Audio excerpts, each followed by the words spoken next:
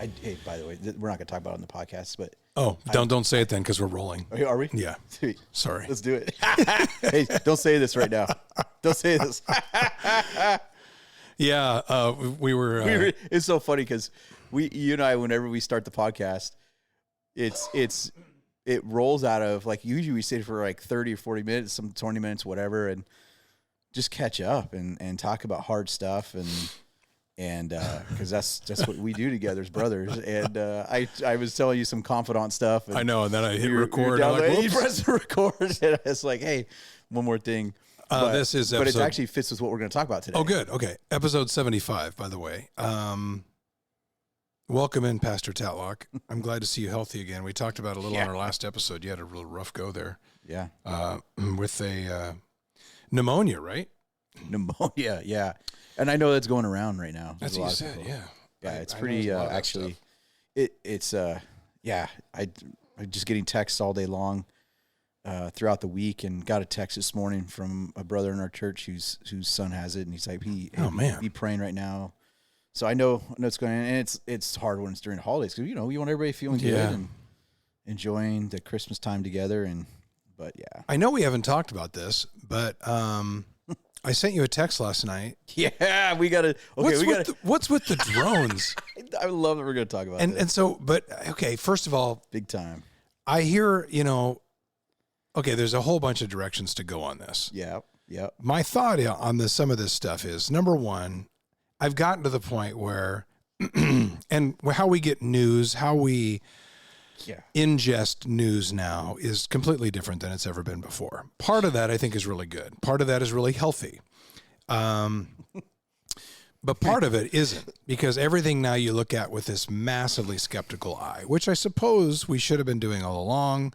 We didn't. We trusted the messenger like we always have. Now I'll see things like this whole, my point is this, what becomes faddish and popular, and who's looking for clicks, and they take a story that might be small and illegitimate, and then all of a sudden it becomes fake. I'm not saying this is fake.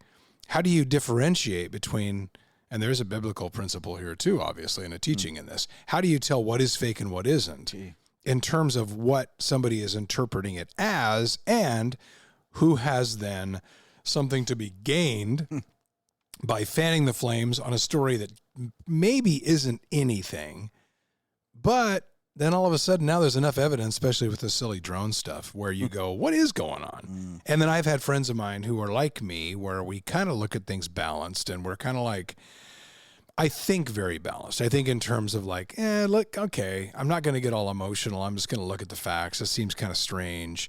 But even those guys have said, what's going on? Yeah. And you and I have had those talks. Oh, yeah.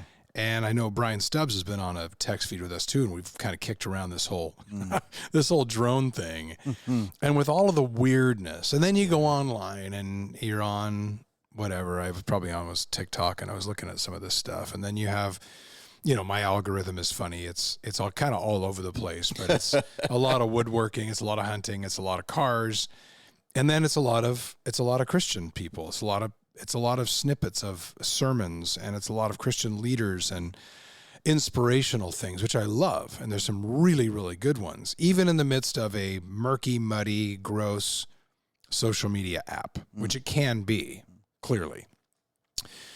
But I can't figure it out. And clearly some of the stuff I've watched, I've gone, okay, that's not real. Somebody's tried to make this. They've tried to create a panic. Therefore, my mind goes, all right, who would benefit from a panic? And then you get these people come on the Christian side of it, and they're like, here's another sign that the end is near. We're in the last days. And I'm like, well, I'm not sure that's the case, but I agree. In a time of really weird things, this is another really weird thing.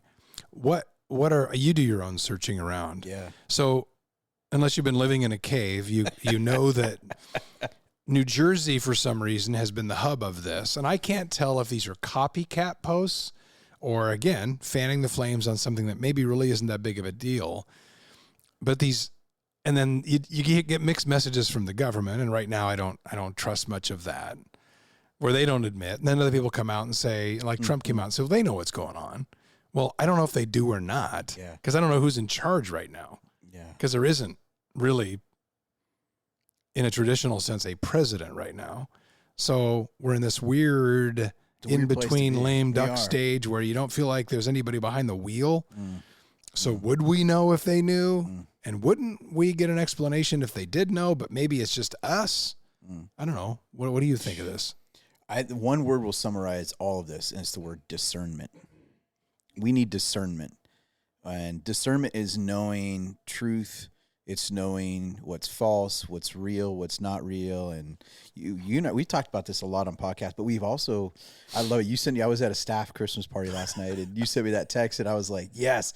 And okay, somebody has said they saw a drone over like part of Portland, Western, right here, like just down the street, like 3 exits down from us. You know, I mean, that's pretty close to home.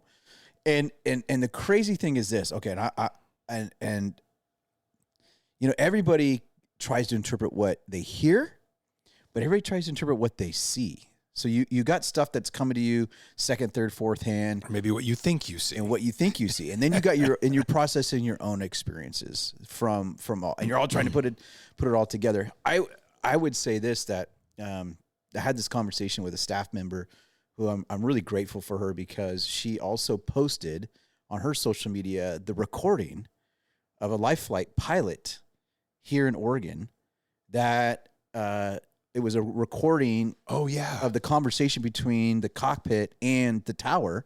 Yep. And they were reporting like, you hey, sent me that too. Yeah. And I know this has been all over the news in Oregon. And I listened to... One of them was a Horizon pilot. Was. Horizon, Alaskan, and even the Coast Guard. This was a life flight. There was multiple pilots involved. And that wasn't so much drones, was it? It was weird lights. Weird lights. But again, it's like, well, this is the whole point of the conversation. Everybody's like, well, what are we seeing? You know, and the hard part too is you go onto social media and the algorithms, and now you got AI, and so people are posting things where you're like, there's nothing even in the sky. That's a computer generated. Correct. You know, sort of, and then people post it like it's true, and it's like, and with AI now, as we've talked about before, you can make anything. You can make anything, and it looks real. I put myself in like armor out in front of a castle with a flame, and it looks like I'm fighting a medieval battle. Totally. So how am I going to believe something that I see on social media? Exactly. And then, so the danger is you get bombarded with all these, they are fake. But the danger in that is, one, is it actually, well, if there's some truth to any of this, now with all the false claims and AI generated stuff, then people will swing to the other side. So you got one swing of the pendulum, which is, I believe everything. I believe it all. And you're like, no, don't be naive.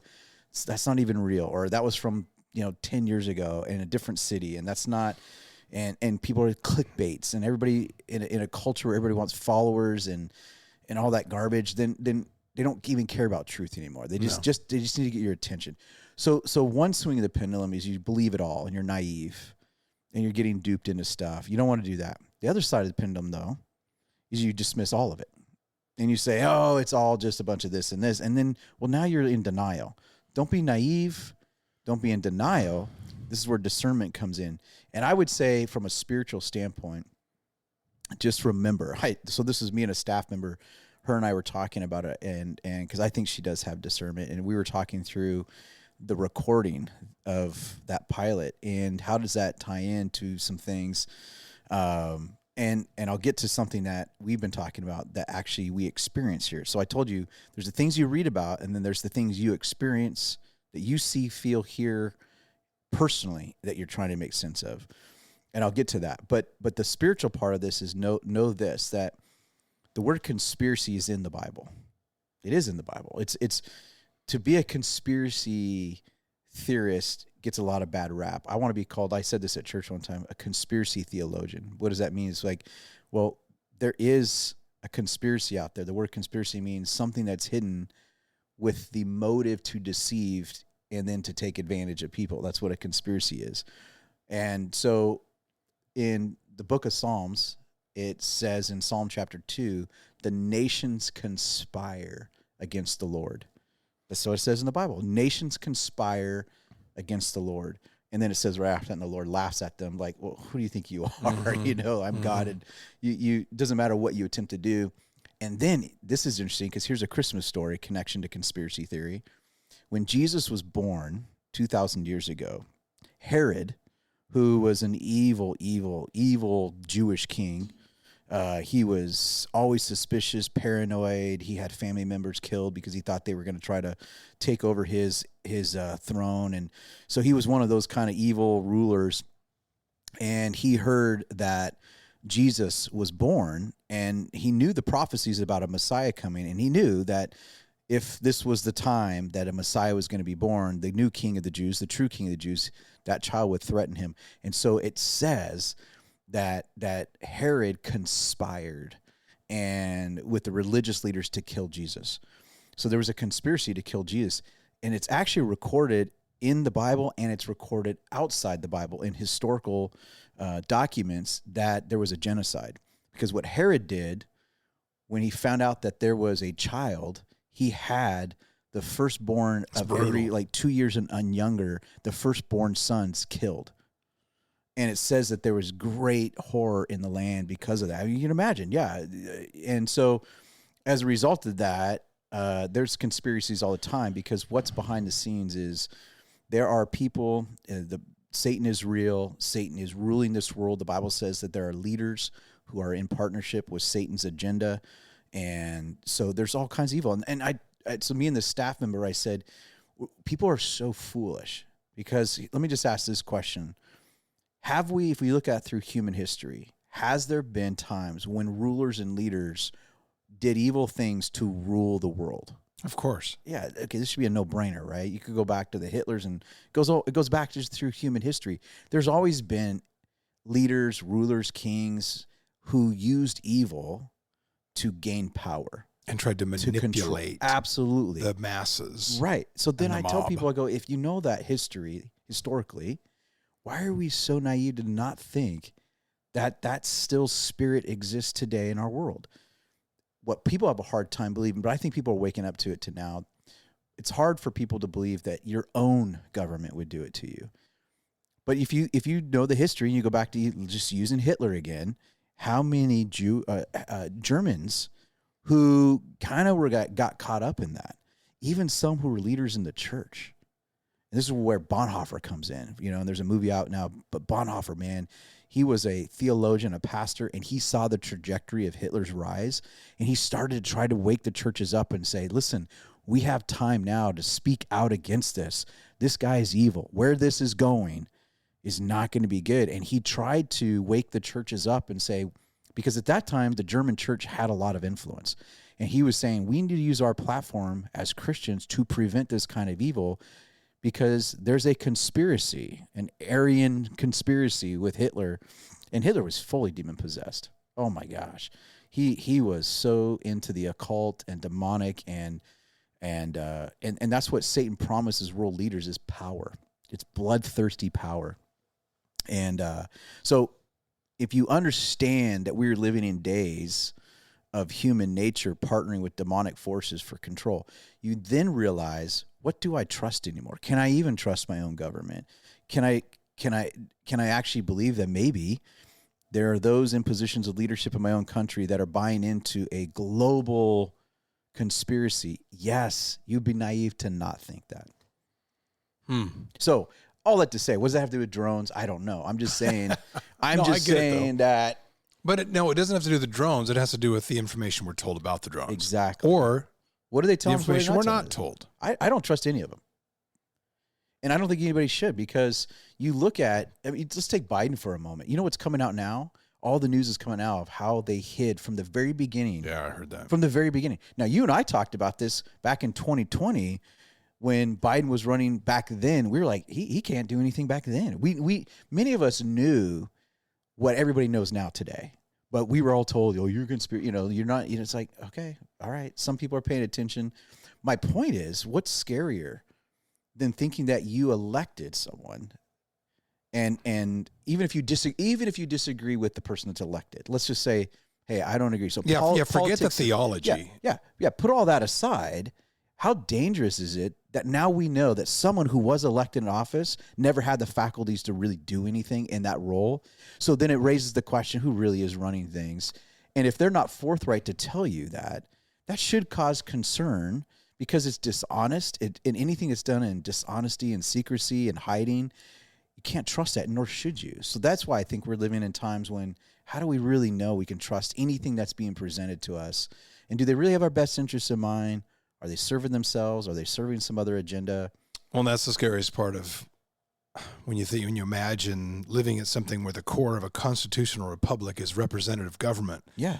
But the people running it are not elected by the people. That's the problem. That's the scary part. It's scary. And that, I think, is where we're at right now. Mm-hmm. And then you look at the money and people who have something to be gained by, you were talking about the Nazis a minute ago, and clearly a massively fear-based governmental structure where people went along because they're too scared to speak up. Totally.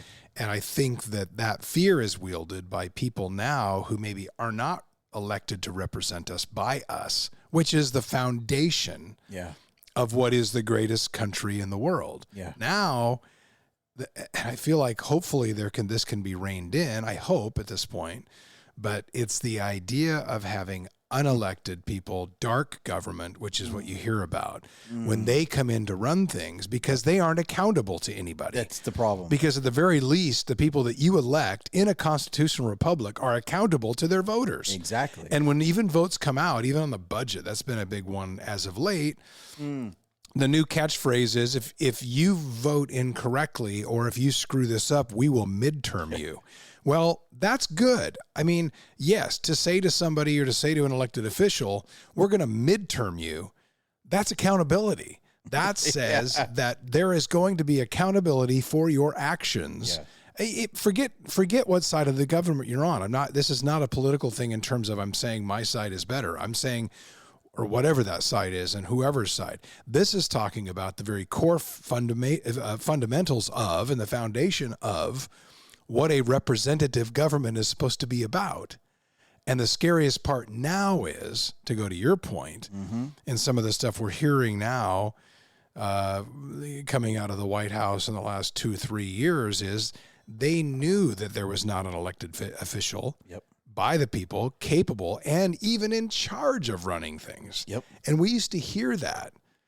Biden would say things like, oh, they're telling me I can't answer that, or they're telling me I have to go here. Oh, I'm not supposed to do this. I'll get in trouble.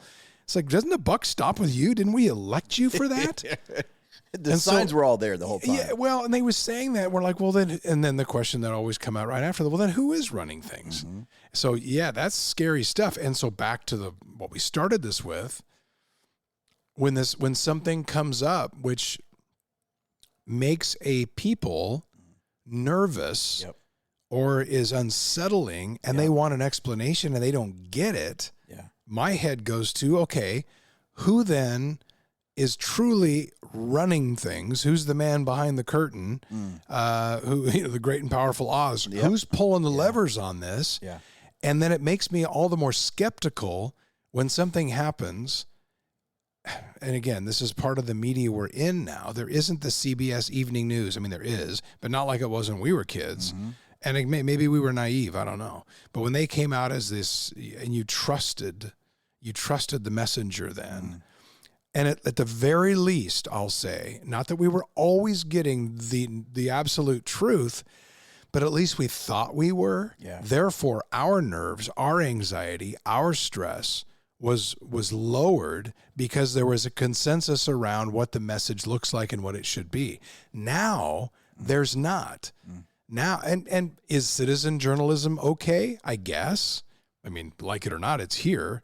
That's what we have. The most powerful thing, the most powerful news force on earth right now is X, formerly Twitter. The most powerful element of X are community notes. And that's new. So basically, if somebody throws, and this works both ways, by the way, this is not a conservative liberal thing.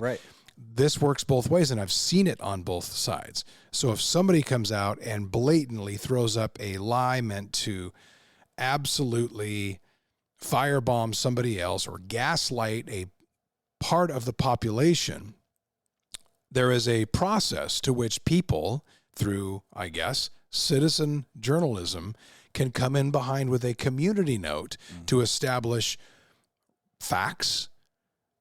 I mean, like you would be in a court of law. You'd say, if some lawyer tries to pass something, is there precedence? Is there legal precedence for this? Well, now people who are followers on it can come back and say, actually, that's not true. Here are several instances, and it'll list with the new, and this is where AI is actually kind of good, with this Grok AI, which is one of the newer ones on X. It will give you 7 to 8 to 9 different stories to where from all sides, so that in your mind you can say, well, I'm not trusting that either. Just because somebody fact checked me, I don't trust the fact checker. Well, that's it, exactly. But now, given enough fact checkers, we can come to a logical conclusion, or at least a logical direction, based on citizen journalism. Now that I kind of like. It's harder work for us. Yes. Rather than having Walter Cronkite tell us the way, that's the way it is, rather than tell us what the story is, it's actually, again, it's harder. It takes more time now to investigate, but that's our responsibility, especially before we make a judgment on something. So I know I went off on a tangent there, but I want you to know where my head is at when we talk about something. So when something like this whole drone phenomenon comes up, people are freaked out to both sides, and you don't hear a logical explanation. And then you'll have these guys come out. And one guy got a lot of traction on social media, saying he worked for a drone manufacturer, and he had his theory. Of course. And then you hear somebody else who has a theory. Another expert has their theory, and expert has their theory. Right. But so there isn't a consensus yet. Maybe that's where it takes some patience, and maybe that's a good thing. Maybe it's okay that we don't have a blow-dried anchorman giving us, whatever he's told to say, and then we go, okay, it's just that, And yet a lot of people will choose to just do the lazy work. And that's the other side of it is that's called a headline reader, and you don't go any further than that. And that's all you do. And then you spin it off and you tell 20 other people that it's a fact. And then what ends up happening is truth passes through trusted individuals. And so if I trust you, I'll probably more likely believe what you think versus someone I don't know. And so then I have to feel accountable. Like, I got to be careful. I'm not spreading something until I've done the hard work of like listening to it, research it to the best ability I can, and trusting. So a couple of things, because I said earlier, there's information that's second, third, fourth, fifth hand that you're kind of going, how do I know what to believe? And then you have your firsthand experiences. So, talking through these drones and stuff, it was probably a few months ago. My son and I were driving home, and we were coming across into our neighborhood here in Wilsonville, and both of us saw it. And I remember driving. You saw one? I saw one. Whoa. It was crazy. Did you rip off a shot at it? Yeah. I text you, what round? What round are we using for that? Man. Double aught buck. Is that what we're using these? Probably which is funny because a lot of whack jobs are out there shooting at these things. Some guy posted. Bullets are just flying. I know. Jeez. Don't do that. But what's crazy though is I was at Cabela's the other day. I was literally at Cabela's the other day, and I was standing behind this guy, and he was buying something, and I don't even know who the guy is. I'm just in line, and he looks at the cashier. He's good for drones. And he said, he goes, he's buying ammo, and he goes, oh, this will be good for drones. And I was standing behind him, and I smiled, and he looked back at me, and I said, what round are you? Yeah, what are you doing? What round are you using? So it is. It's not funny, but it's. I saw the video of some guy in New Jersey ripping off shots, and he was using tracers, so you could see the bullets going past this drone. And part of me goes, okay, that's funny, and it's not good. Right. But then part of me goes, exactly. If the government's not going to do anything, the people will take matters into their own hands. So that's what I told the guy. And if you're going to freak them out, people are going to do it. Well, the guy in front of me, so I was just small talking with them, and we were joking about it. I said, well, what round are you using, And then the comment was made, well, if the government doesn't do something, somebody's got to do something. That's what people are saying now. And I think it's because there's almost this intentional passivity with it. There is. That everybody's going, wait a minute. And that's where my head goes. Exactly. You're going, just tell us. Yeah. Tell us. And so if you're not telling us, and then you get some people go, well, what if we can't handle the truth? What if we can't handle the truth? And they're not saying it's alien. Some are, but majority are not. Most are saying we can't handle the truth because let's say one theory is and I don't think it is. I'm just saying this is a theory. I don't believe this one, that it's foreign powers having their drones here, like the weather balloon that China had. And I don't believe that. And so if they told us, hey, all these drones are Chinese, Russian, North Korean, whatever, it would elicit a panic and a fear. And so it's for our own good that they're holding the true information back. And I think I get it. I understand that. There does come time in leadership where, like a mom and dad, do you tell your kids everything because you don't want them to freak out? I get it. There's a place for some of that. I understand. Do we need to know everything that's happening around the world? Because people do. People go crazy and they can't handle the truth. Right. I agree. Fair enough. I have to say that. Now, on the other side, I don't think we're dealing with that level of care and concern. I think you're giving them too much credit. That's my point. I don't trust them to go, that's their motive, is they care enough about us that we, but it's interesting. So back to that, Jade and I were driving back and we were coming over the road into Villebois, and I look up in the sky and he sees it too. And I'm like, what the heck is that? And I go, and at that time, this was a few months ago, and I saw it and I went, that is not a plane. That's not a helicopter. And it was hovering right over the farms right over here. Oh, it was low? Yeah, it was. I mean, it was low. It was at nighttime? But it was massive. And I know helicopters, I know planes. It was hovering. It was like kind of floating, moving, like just left and right, just kind of hovering. Like a drone. No kidding. Does. I didn't just know like we had one right here. You should have told me. I know, I should have told you.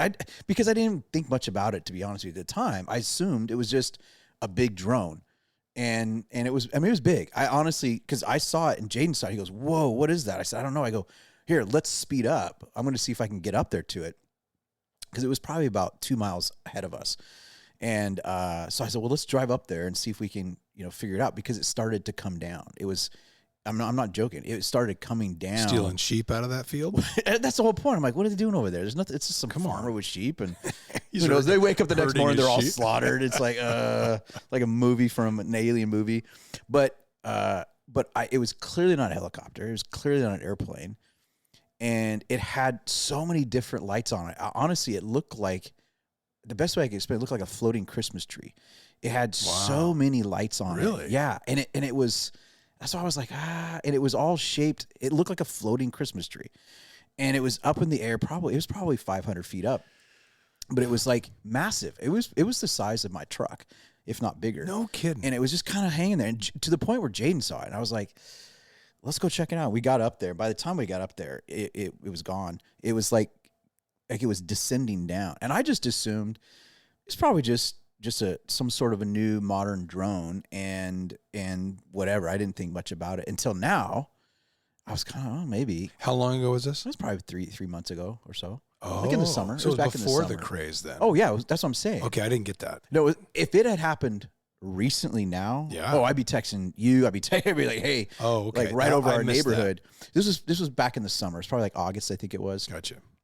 So, but again, you add some of these pieces up and like the flight recording of the, and here's another thing. So that we experienced. So again, that was something I experienced. I don't know what it was. I know it was man-made, clearly. I know it was a drone-like type thing. What it was doing, I'd have no idea. Who knows? But I saw it. I can tell you I saw something. My best logical guess is it was some sort of drone. But who knows? That's as far as I can go with that. But I saw it. So you have to deal with that. The other thing that we experienced that I'll bring up was this loud sound, this crashing boom. Yeah, I heard it. I know. So again, now we're dealing with something that we have firsthand. It's not something we read or heard or watched on You TV. texted me and said, man, those dudes fired off a cherry bomb because it sounded like that. Because I heard it in my house. I mean, it was a boom. And then you texted me later on of all the surrounding cities and communities that heard it. I mean, and it wasn't a sonic boom because I know what those sound like. Right. Well, I don't think. Well, so here's the thing. So it was enough that it was, you heard it, I heard it. Now we live in the same neighborhood and people do light fireworks here all the time. Yeah. So I think they were lighting them off last night. But so that's what I thought, dang, where'd they get those? I want one of those. It was like a deep thud. It was boom. deep. I mean, it was bam. And then all of a sudden my phone starts blowing up, and church was, I think the next day or even the next, within a day or two. And people at church were like, I heard it. And then people on news started reporting that it was heard all over the Portland metro area. So you go, it can't be a firework. There's no way somebody lit off a firework in Canby and they heard it out in Hillsboro. There's no way. So I started going, okay, and people are like, it's Transformers. I'm like, you can't. It was not a Transformer. All these explanations, you're like, no. So a guy at church goes, it's a skyquake. And I had no idea what skyquake was. I never heard that word before, that phrase. A skyquake. And I'm like, I wonder what that is. Well, so I started looking that up, and I'm like, I don't know. I mean, I don't know, man. I read it, and I'm like, yeah, I'm not saying those things aren't possible. That's not what I'm saying. I'm just saying, what's a skyquake? I'm sorry. Apparently, some skyquake is something that has to do with atmosphere and geology, and sometimes over bodies of water, and it's like just somehow atmospherically. Never heard of that. Interesting. Yeah, I mean, you can Google it right now, and it's there, and there's lots of apparently reports of these things for a long time and whatever. I just go, well, so, okay, that's an option. But then I started hearing people saying, well, that's the sound of when jets sonic break this. Yeah, sonic boom. Okay. So I texted a good pilot friend of yours and mine, and I said, hey, all these people heard this sound. What is that? And I said, here's some of the theories. The two top theories was that it's a skyquake thing, whatever that is, or sonic boom from a jet. But I said, you're a pilot. Help me understand the reality of that. So again, I'm not saying this is what it was, but actually a pilot that I trust, he said, well, here's the reality is that the only planes that can do that are military planes. And we all know that. That's but the problem is they're not allowed to do that over residential areas, cities, because a lot of people who reported the sound of the boom, it was shaking their houses. Yeah. So that was pretty big. And a sonic boom will do that. Yes. But I think I told you this. I actually have broken the sound barrier when I went with an F-18. Sick. Tell that story real quick. Well, it was years ago. I think I might have told this on the podcast, but I got to go up with the Blue Angels. And one of them. But the day before an air show, they do media flights, and this is back when I was in radio, and I would go up every year with a stunt plane. The Northern Lights, the Red Barons. I never went with the Thunderbirds. I wasn't on the list that year. And the Blue Angels happened to come this year, and they called me up one day and said, hey, you're on the list. You want to go? And I said, heck yeah, I want to go. Bucket list. Oh, man. You're like Top Gun over there. Well, and back when I was playing a lot of basketball and I was working out, and I was bigger than I am now. Now I'm about 200 pounds, a little over maybe, but I'm also 6'3". And at this time I was 228, 230 because I was in much better shape. Yeah. And the guy's like, I told him my height and weight. He goes, you might want to lose some weight. And I said, because those pilots are tiny. They're like IndyCar drivers. They're little. And I said, well, I'm not overweight. I'm just bigger. And he goes, oh, okay. But anyway, I fit in the cockpit fine. But Blue Angel 7 is the only Blue Angel plane with a back seat, a reel. Are you facing forward or backwards? Forward. Wow. Yeah. And I have the same exact mirrored cockpit that the pilot does. Oh, wow. So when the stick moves, mine moves too. So he let me fly it back. What? Yeah. I have the whole thing on video. I got to show you. That's crazy. Yeah, so the whole thing was videotaped. We went out. We took off from Hillsboro, went way out over the Pacific. My point is, I'm sorry, I didn't mean to hijack your story. No, I love this. But when we were out over the Pacific, we were doing all this stuff, and he was taking me through every kind of evasive maneuvers, barrel rolls, letting me roll it. No way. Everything. And I know you are Tom Cruise. I didn't get sick. You didn't get sick? No, did you pass out? Whoa. No, and I was ready. You have to take a class. You have to do something with hook maneuver. Yeah. You have to say the word hook, basically. Hook, and you hold, and it holds your neck, and it keeps blood in your head, because that's what causes you to get behind the power curve, as they say. So I had to take a whole class on how to use this hook maneuver, and a lot of people use it, and they fail, and you still see the black and white coming, and the guys will go out. I never even started to, and I was in a lot better shape than I am now. So I think strength, because they don't wear G suits. The Thunderbirds do. Huh. So the Thunderbirds wear a G suit, which technically what it does is when it starts feeling G forces, it'll squeeze your legs. Oh. So it's got like this mesh stuff. Oh, yeah. And it'll squeeze your legs to keep the blood out of your legs and push it back into your head. Wow. So you don't lose consciousness. Wow. Now, that didn't ever happen to me. And we came back, we did what's called a carrier break. And anybody who's a pilot or in the military, you'll know what that is. But basically it's a way to get planes onto an aircraft carrier deck fast while saving fuel.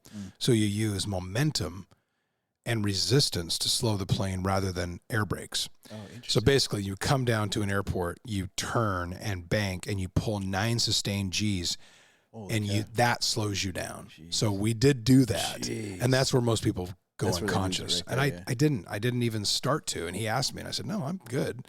I mean, it was hard. You felt it. You had to fight it.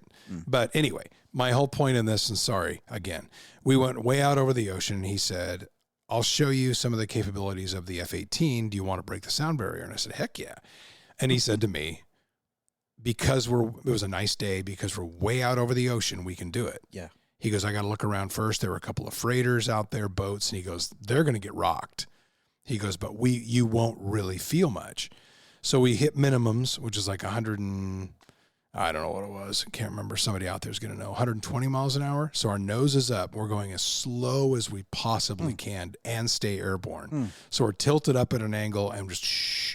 And really when you're in the cockpit, you don't hear that much. Then he floors it, lights the burners, and we go to and we break the sound barrier in, I want to say it was under, I don't know. I want to say under 15 seconds. We broke 700 and whatever it was. Wow. I think it depends on your altitude, but we were at 720 or something like that. We break. It felt like a modest speed bump. Whoa. In a car, a little bump. And he goes, there is 1.0. I think we did 1.04 Mach. And when we hit it, he goes, did you feel that? And I said, yeah, I felt it. And all really I could tell, because you're over the ocean, so you couldn't really, we were high, so there wasn't like there was no perspective on your speed. Exactly.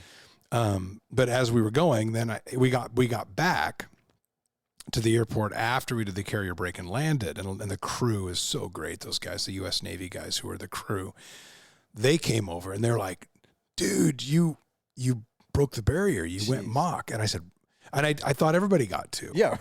and all the guys around me who'd been in the Navy, they go, we've never done that. No. Because I guess you get a pin. Yeah, I was going to say. They gave me a pin. Are you serious? That said 1.0 Mach. Oh, that's cool. And it was kind of a cool thing that I didn't know. It was kind of an honorable. Yeah. So I went to the pilot, Doug Verismo. I still remember his name. And I said, dude, I didn't know that. He goes, yeah, we were out there. We just decided to do it. So I got to break the sound barrier. Whoa. My point is. That's sick. Sorry, that's a whole. No, but you're making my point. Well, it was a whole off-ramp story. But the reason why when you texted that night and thought it was a sonic boom is I remember what Captain Verismo told me. I'm like, no, we can't. You can't do that over land. Exactly. So this is perfect. So I'm talking to my pilot buddy who both has sons in the military, and he says, and he pulls out his phone and he shows me an app because he's a pilot, and he said, see these lines right here? I go, yeah. He goes, this is a line. There's a line that follows the Oregon coast. And he goes, they can do that outside that. So when you guys went over the ocean, he goes, that's where they're allowed to do that when it's not an emergency. Yeah. He says the only time that you typically see a military jet breaking the sound. When you're chasing something. Yeah. Right? That's what he said. It means that they are responding. If that's what it was, if that's what it was a sonic boom from a jet over a metro area, it's because they're getting scrambled to go respond to something. Ooh. And again, he's just saying he wasn't, he didn't, I don't even know if he heard it. No, that's a little scarier. But I'm just trying to say, if you put some of these things together. So my point is this. You have a sound, you do your own investigative work, and you realize, okay, am I going to believe it's a skyquake thing? Sure, that's an option. Or was it that a jet was scrambled to go respond to something? Which I kind of go, that doesn't surprise me either. We're on the Oregon coast. You're that would have been a National Guard. Seattle has a pretty significant military presence, and so that's not very far. Yeah, it could have been at McCord, or it could have been Mountain Home. Totally, absolutely. So my point in saying all this is, things are happening all the time. Our military is doing things all the time that we probably shouldn't even know about. And also, when you look at these drones and pilots are reporting seeing things, these pilots that are recording the recording that we heard about earlier, those guys aren't making that up. No, these guys are, their jobs are on the Horizon line. one I heard was weird because it was the red light. He said it was zipping out toward the coast and then coming back. Yeah. And that's not a drone. So let me ask you this, and I don't want to change the drastic direction of where we're going because this is all cool, but I want to, and this is on those same lines. So I've had people say to me before, and I've actually seen guys interviewed, and once in a while I watch, do you ever watch Ancient Aliens? Oh, yeah, totally. I kind of like it. Absolutely. How does that mix with your Christianity? Because I've had people say to me, well, and you go back and look at some of the cave drawings and whatnot, and you've heard people try to draw, and we've talked in this in a podcast a year or so ago about kind of, we got into UFOs. And some people they'll say, there goes your faith. There goes your faith. Yep. But I know you don't feel that way, and I've heard other people explain it and say, no, not at all. No, not at all. I think the whole now, instead of UFO, is what, UAF, I think is what they call UAP. Now. UAP. Yeah, UAP, unidentified anomaly phenomena or something like that. Yeah, whatever. But I think that there has been, if you do ancient studies of civilizations, Aztecs, the Mayans, the Egyptians, and they worship the stars and they worship these deities, they're demons. The Bible makes it really clear from the very beginning of Scripture that behind these idols and false gods, they're demons. The Bible says that. Paul says it in the New Testament. He just straight up tells us that behind these idols are demons. So what are demons? Demons are fallen angels. And when you look at the Bible's story of angels, angels have the ability to, the word is manifest, appear in different forms. Satan's actually called an angel of light. You know who I heard talking about this exact thing, saying exactly what you're saying? Tucker Carlson. Tucker Carlson did a thing on this? He's right. Did a whole on thing this. on this. This is what said exactly what you just said. Absolutely. And the Bible says that Satan is the prince of the power of the air, atmosphere. And so we know that Satan's a big deceiver. And so what better way? And so this is the other thing too, not to get into this. We've done podcasts on this, but Satan's goal from the very beginning has been to deceive humanity, and part of deception is to not worship God. And if he can get us to worship anything else, that's his goal. Yes. And so if I worship my job or I worship other things, he's like, well, as long as they're not worshiping God, that's what he's trying to do. Well, he also, throughout human history, angels appear in different forms. I'll talk about Mormonism, and Mormonism was founded by Joseph Smith having an encounter with an apparent angel, Moroni, who is at the top of all these temples. That's an angel. Well, it was a demon that he encountered, and that demon came with false teachings. And so people say, did Joseph Smith make that up? I'm like, no, I think he probably encountered an angel. I get calls from people as a pastor who say, and this would be a whole nother podcast, I'm seeing things in my house. Yeah, you probably are. I have reports of people who call me and say, why does this little girl keep showing up in my house? These are real conversations I've had with not crazy people. Moms and dads raising kids in suburbia, going to soccer practice, working at Intel, call me up saying, what does this little girl keep showing up in our house? I'm looking at her right now. Seriously. And these are pastoral calls. Like, what do I do about that? And I'm like, yeah. Well, part of it is, and this is a whole another tangent, but... No, it's okay. It's on the same line. But we're living... If anybody knows where we live, Villebois, what was here before... Oh, yeah. The history of what was... Mental institution that was on this property. And a lot of mental health is not... It's just psychiatric stuff. It's sad. It's unfortunate. People have bipolar or whatever. And it's really tragic if you're dealing with anybody who has... Especially back in the day. Yeah. And it's sad because those are just mental disorders and mental health issues. However, I will say this. There are a lot of people whose mental faculties, what they see, it's demonic. They were all kind of grouped. People didn't know what to do with them. Sometimes it's drug induced and things like that. But there are sometimes, very often, in mental health issues, people who are demonically influenced, possessed, and so forth, and they're manifesting not a psychological disorder or a mental health disorder. They're manifesting a demonic spirit. So I'm just trying to say that the Bible talks about, Paul says that we don't wrestle with flesh and blood. We wrestle with principalities and powers. And what he was saying in that was behind the scenes, there's spiritual demonic forces. There's battlefields, angelic battles going on all the time between good and evil. Good angels fighting bad angels. It's all over the Bible. So this shouldn't surprise anybody who has that kind of faith. And so those angels that are fighting behind the scenes sometimes manifest physically, tangibly. And so they can give the appearance of things. So when somebody says, do you believe in aliens? I'm like, well, let's talk about what do we mean by that? Do you mean that there's life from another planet that made its way here? Even if that is what it is, that doesn't even wreck my faith either. Like, I'm like, I don't believe that. Do you put it in the same category as ghosts? So I would say what people would say is ghosts. Those are evil spirits. Those are evil. So someone says a ghost, I would say, yeah, it doesn't surprise me that you're seeing something. Again, if we're ruling out drugs and hallucinations and things like that, but no, there's spirits out there, evil spirits that manifest physically for deception. I know people. Here's one I'll tell you. I had a woman in our church about 2 years ago came up to me, and we were talking about the Christmas story, and angels show up in the Christmas story. The angels show up to Mary or Joseph, and in the nativity scene, we talk about little angels and shepherds and all that. So I don't know. I was talking about the Christmas story or something. She came up to me. She goes, "Yeah, I see angels in my house all the time. I talk to them." I said, "Oh, that's interesting. Tell me more about that." And she says, "Yeah, I do channeling with crystals." And I knew it right away as soon as she said, I'm like, yeah, in the New Age world, yeah, and that's very popular, is that people will use crystals as a means to communicate with the other side.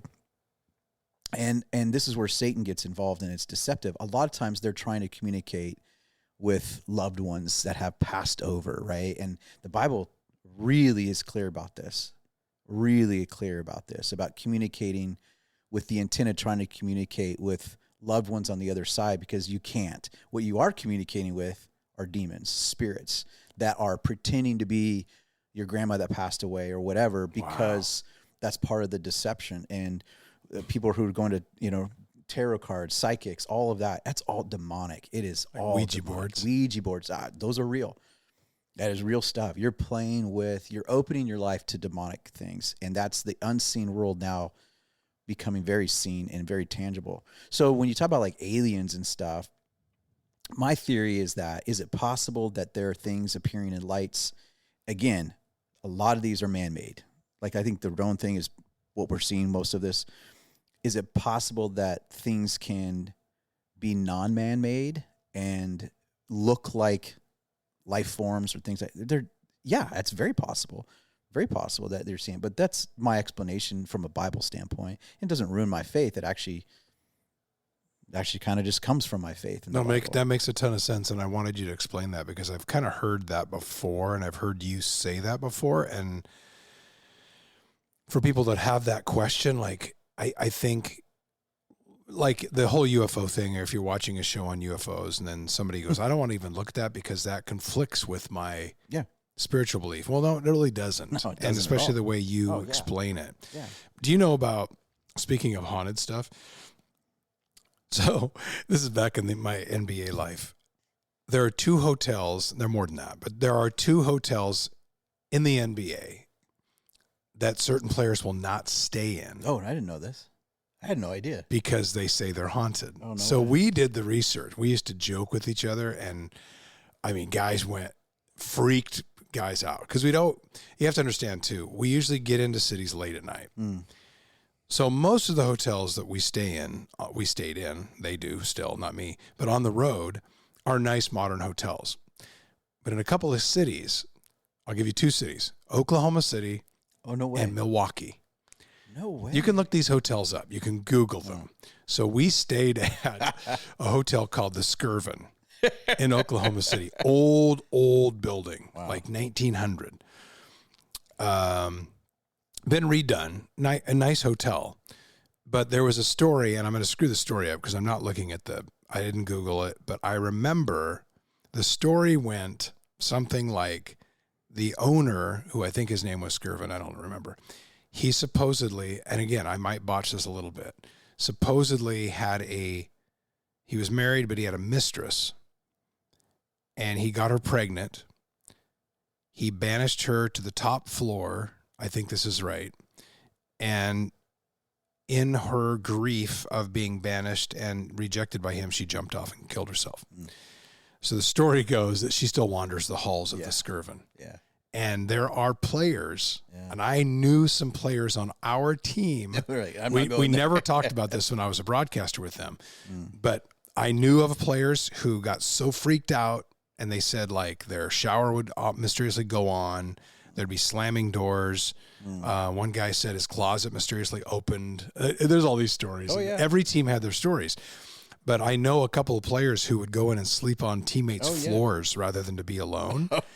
And and I think back then, I think it was a couple guys with the New York Knicks. They refused to stay there anymore. No way. Because they said they were getting tormented at night by this ghost. So another hotel, and I don't remember the story on this one, it's called the Pfister in Milwaukee. Pfister. Wow. The Pfister Hotel in Milwaukee is supposedly haunted. And we never had any stories of our team or other NBA teams at the Pfister, but we had some Major League Baseball teams we had heard about who came to town to play the Brewers. And 3 or 4 of the pitchers on that team said, we ain't staying there anymore because we're getting haunted when we're there and we can't sleep. But it would get in guys' heads so much, especially the Skirvin. Oh, yeah. Where dudes are like, I'm going to stay at the Hampton Inn down the street. I don't care if it's $20 a night. I'm not staying at that haunted hotel anymore. Oh, yeah. Oh, absolutely. You know what's crazy, though? Look, okay. I'll send you links. You got to look them up. Crazy. I didn't know.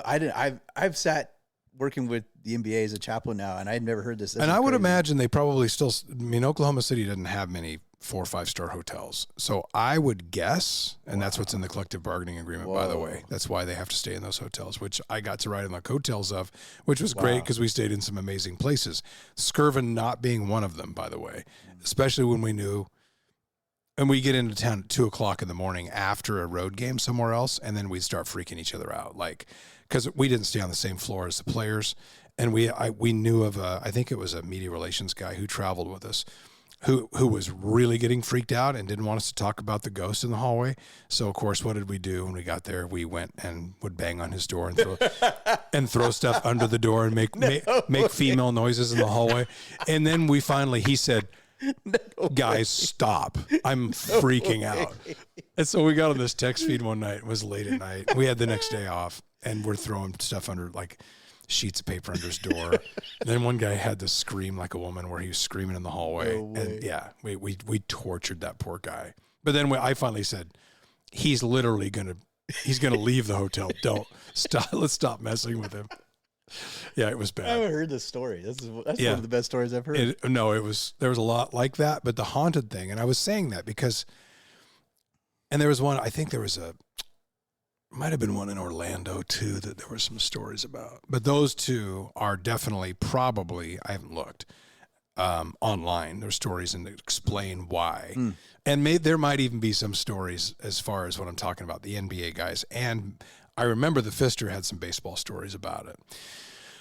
But that's interesting to hear your take on, and my son's kind of, he likes this kind of stuff. And he has even gone out in this neighborhood. Well, that's the other thing we didn't talk about. And look at the mental hospital. Yeah. Because and also they just plowed it over. They did. And so not only was our neighborhood built on that mental hospital's foundation, but just like yards down was the Living Enrichment Center. Oh, yeah. That our neighborhood is also built on. And the Living Enrichment Center was built right next to the mental hospital. And the Living Enrichment Center was a massive cult. I remember it. Big time cult. I remember demonic the building. Cult. And I didn't, that was when we first. Yeah. That was like around 2000, 2001. Yeah. I would drive by there and I'm like, oh, that place looks nice. I didn't know what it was. Yep. And then I heard James. Yeah. Yes. The former pastor, your predecessor. Yep. One time it was announced at church it was closing down, and he's like, let's get those lies. And I went, whoa, that's harsh, because I didn't know. Yeah. I thought it was just another church down the street. They were doing crazy, evil ritual stuff out there. It got back in the trees. Yeah, that's now part of Extended to Vilboa. This is all one big housing neighborhood. So those were the things that were there. Now, this is crazy, too. Tell that story. Which one? Didn't somebody see something outside the Living Enrichment Center? Oh, yeah. No, that's so another person I trust that is a really, I would say, solid, discerning spiritual leader was driving on the road while the Living Enrichment Center was there. And it was night one time, and then they were on the road, and they saw this massive creature on the road. She explained it as the size of a Volkswagen. Do you know bug. I've heard like 9 stories like this? Oh, have you really? Yes. No. I told my son your story. Yes. Anyway, she said she described it like like the size of a Volkswagen bug, a big black creature with long arms and legs, and it was like on the road, and then it just scurried off onto the property of the Living Enrichment Center. And so people go, okay, now you're getting like, let me give you a Bible story. It's a big raccoon. Yeah, it was massive raccoon. Wait, what round for those? It's funny, we joke, but like, what round should we? I don't know. I got the lever action sitting right there, but here's a Bible story that will tie into this. Very, very well known story of a king named Saul. King Saul was the king before David became king, and God anointed Saul to be the king. And then there was a prophet named Samuel, and Samuel was a great prophet of God. I mean, Samuel was awesome. Samuel dies, and so what does King Saul do? He wants to consult, but Samuel's now dead. So the Bible says that Saul goes to a witch, the witch of Endor, and says, "Can you conjure up the spirit of Samuel so that I can get wisdom from him?" And so she does, but not Samuel. She conjures up a spirit, an evil spirit, and he communicates with this evil spirit to get wisdom. And as a result of that, he disobeys God. That was the reason why God's like, okay, I'm moving on from you to a new king. It's going to be David. But it said from that moment on, every night he was tormented by an evil spirit. And David would come and play the harp or stringed instrument. And when David would do that, it would bring peace into that room because David was a worshiper. David wrote the Psalms, right? And I tell people all the time that when I get these phone calls and people say, hey, there's a presence, I ask people, I go, are you bringing this into your house? Because things that we do can be gateways. What I mean by that is, if you're like the Ouija board, everybody's, oh, it's a fun little game, and it's done at like sleepover parties, and, it's just you see in movies. It's not real. No, it's real. You're opening a door. Bible says there's a lot of words in Scripture, but it has to do with communicating with evil spirits. It is absolutely forbidden all over the Bible, and because it's real. And so when I walk to Target and I see a Ouija board in the game section, it breaks my heart, because I go, some undiscerning person who's naive is going to go, but they're curious. And I think a lot of people are curious of what's on the afterlife. And so that curiosity opens them up to go, hey, I'm going to go see a psychic. I hear people all the time that are like, I want to go see a psychic because I want to get in touch with a loved one they miss. I understand that. That desire to, you miss somebody. But like the movie Ghost. Yeah. Oh, perfect example. Exactly. So I understand the motive of I miss somebody, and but what ends up happening is you're not communicating with your deceased grandmother. You're communicating with a demon, an evil spirit. And they love to deceive you into thinking you are, because that's how they hold you into that. Or people want to know wisdom. What's the future? What decisions should I make? Who am I going to marry? So they consult with psychics to get readings and things like that. It's all demonic. And there's usually enough truth, because demons are not God. So they're not omniscient, meaning they're all-knowing. They're not. But they communicate in the spirit realm, and they have information they know. So they do have knowledge. They do have wisdom. In fact, James, in the book of James, or is it Jude, talks about the difference between godly wisdom and demonic wisdom. Actually says demonic wisdom. And so there's a wisdom, it looks like wisdom, but it's demonic. It has just enough truth in it, but it's wrapped in lies. And so it can appear to be like a wisdom. And so that's all part of this deceptive way that enemy works.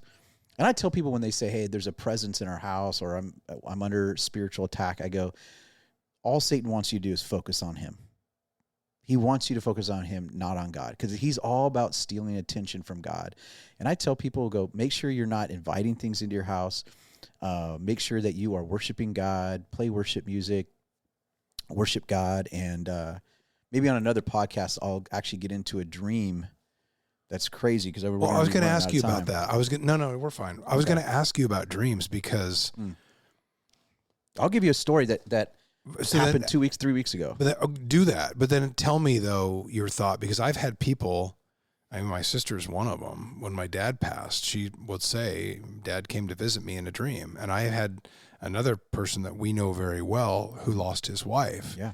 And he told me that she came and visited him in a dream. So that can't be the same thing as what you're talking about. No. And I've had dreams like when I lost my dad. I've had many dreams where he was in them. And that's not, I'm not saying those are evil spirits. That's not what I'm saying, because some of that's just our memories. A lot of dreams have to do with your brain. So just recycling and working through things. And so I'm not saying if you have a past. But do you feel, because I know you said earlier that you said that we can't communicate with people in the afterlife, then if there are people who feel like through dreams they are, do you feel like that's possible? Absolutely. I mean, your brain can conjure up in dreaming. Your brain can conjure up memories. Your brains can manufacture scenarios. There's a whole way that your brain works to do that, so that your brain just doesn't shut off when you go to sleep, obviously. So your brain is still processing movies you saw. We always joke about the late night pizza you ate and what you're digesting, and restlessness and anxiety and all those things. Your brain is still functioning while you're sleeping, and you can get into I wish it wasn't deep states of sleep and all that kind of. I know, right? Exactly.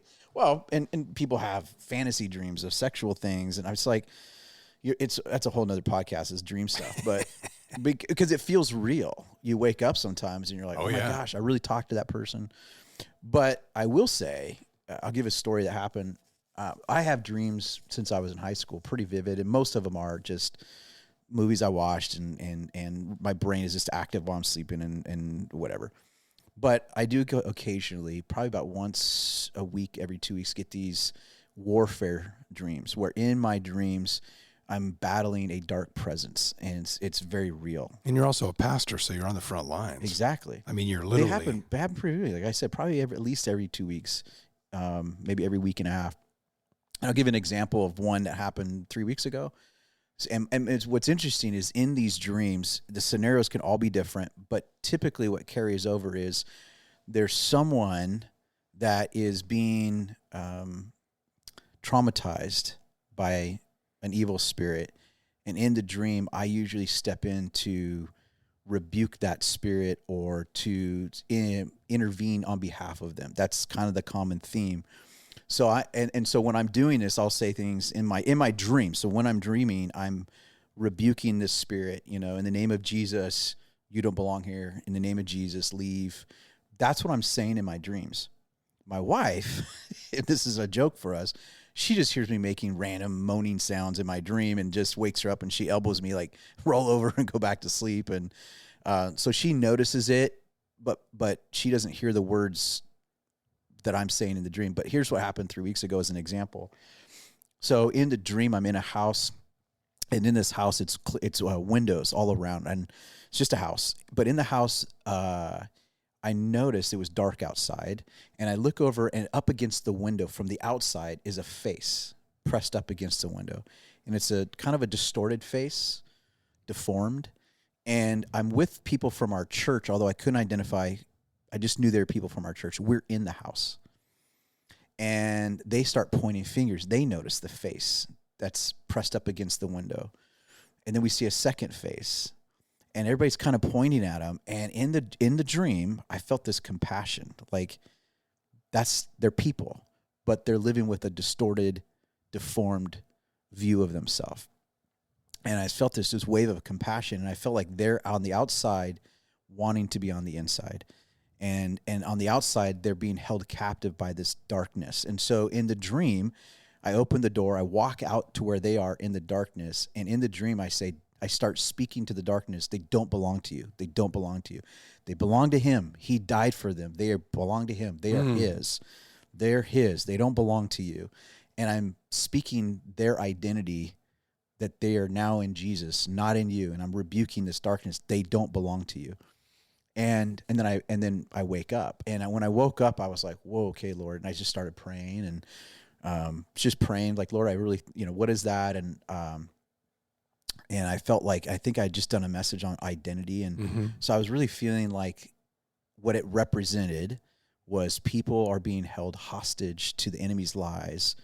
And that's the grip he holds on them, and the darkness and the lies deform how they see themselves. But Jesus paid the price for us, set us free, that he sees us differently. but I felt like there are people on the outside that want to feel like they belong on the inside, but don't deserve it. And Satan is so much about shame.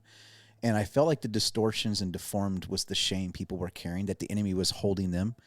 And yet Jesus said, no, they do belong on the inside because I have made them a new person. So that's my interpretation. So anyways, I went to church that morning. Most of these I kind of forget. I just tuck them away and we go to church. We get done with church. Bern and I are having lunch. I get a text.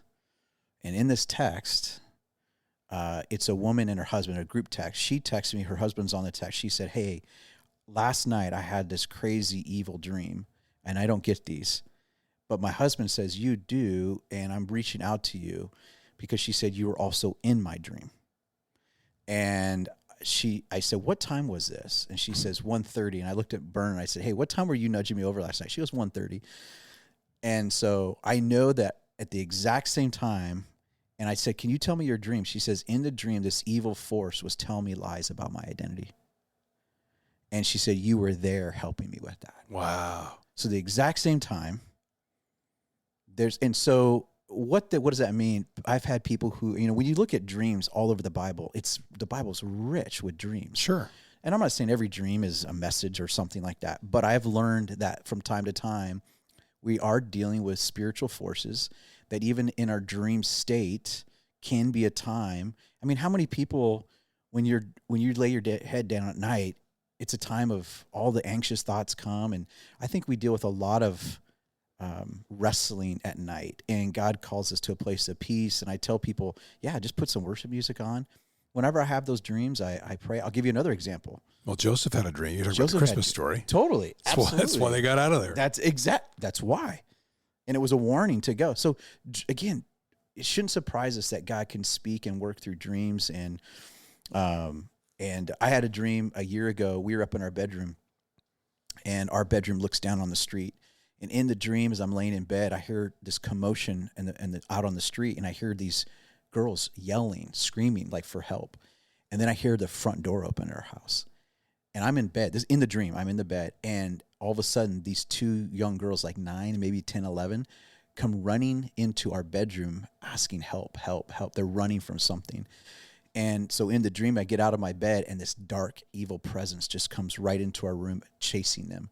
And now I stand between them and this presence, and I'm just shielding them, and I'm praying, no, they don't belong to you, or I'm rebuking, get out of here. And I felt like the Lord was saying to me at that time is that the enemy always comes after the vulnerable, and I just, when I have those dreams, I just realize that there's a lot more going on. And so when you unpack a lot of the spirit realm, the greatest news is this: the Bible says, greater is he who's in us, Jesus. We carry the Holy Spirit. We are sealed as sons and daughters of the King. There's nothing that we should worry about. We have authority. The Bible says we have authority over those things. So when you say, hey, I belong to Jesus, or they belong to Jesus, I rebuke you, leave, worship, praise Jesus, focus on him. Don't focus on the enemy. That's what he wants to do. Stay focused on him. And then you realize, man, it's nothing we should be afraid of, but we should be not naive to, and walk in freedom on those things and help other people walk in freedom. So I say all of this as a one big old loop. We come back to what's happening with drones and things like that. Who knows? I think that these we're seeing are a lot of man-made things that are used to deceive. Who knows what the... Then you have all the copycats. You got all the copycat. But there is a fascinating, I will say this, there was a phrase called menticide. And I write about it in Vintage Masculinity. Menticide uses genocide in the word mental because it was used in psychops. It's used in psychological warfare. Makes sense. Where we would just say it's propaganda. But menticide was this idea of, it was especially during the Cold War. Mental genocide, that makes a lot of sense. It's a phrase called menticide. You could look it up, read it. There's been books written on it. There's actually a key book called The Raping of the Mind. It's a pretty provocative title, but it's a whole book on how different countries and governments use psychological warfare for their gain and advantage. So when I see things happening that governments are doing, I don't know. There's a part of me going, how much of this is psycho? Yep, exactly. How much of this is not? It's just AI or whatever, but it's fun stuff to talk about, and it's actually more important stuff we should be discerning about and praying through and being watchful for. Makes for a great podcast. Though, sure does. That was fun. It really was.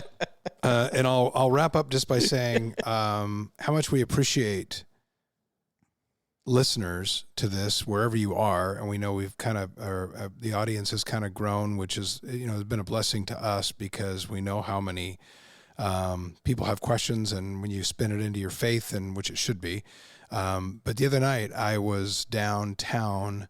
I'm a part of the Major League Baseball effort in Portland, and we had a huge event at a commercial real estate thing where we had to present and speak. And it shouldn't surprise me, but still it does once in a while when I get done with one of these things, and my partner did most of the speaking at this one, and people are coming up and with me, and they're either sharing Blazer memories or they're talking about, I start to feel old, but guys always come up and say, man, you were the voice of my childhood. And I'm always like so honored when they say that. And they give me memories. And then two guys came up, and of course I'm talking business, and I'm talking baseball, and I'm talking Blazers, and I'm kind of stuck in that mindset.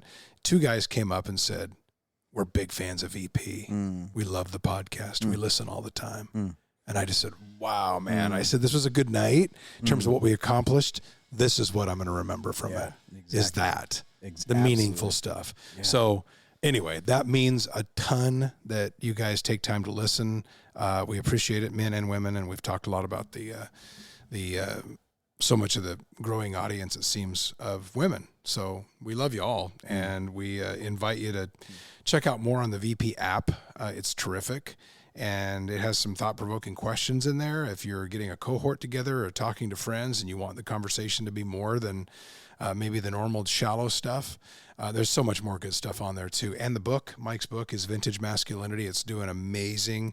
In fact, I went over there this week to get a copy for somebody else, and they're down to you're going to have to order again. I don't know how many copies you're through, but it's flying. Somebody told me, I think when this is done, we've sold 1,000 copies in the last couple months or something like that. And that's just the beginning of this. Yeah. So. Hopefully it's going to be, we're working on it. We're hoping, this is not a promise, but we're hoping, we're in the finalizes of getting it approved that it'll be sold on Amazon. Oh, great. So hopefully that will get finalized in the next couple weeks. Oh, that's great. Well, we appreciate it. We will see you next time on Vertical Pursuit. Hang in there.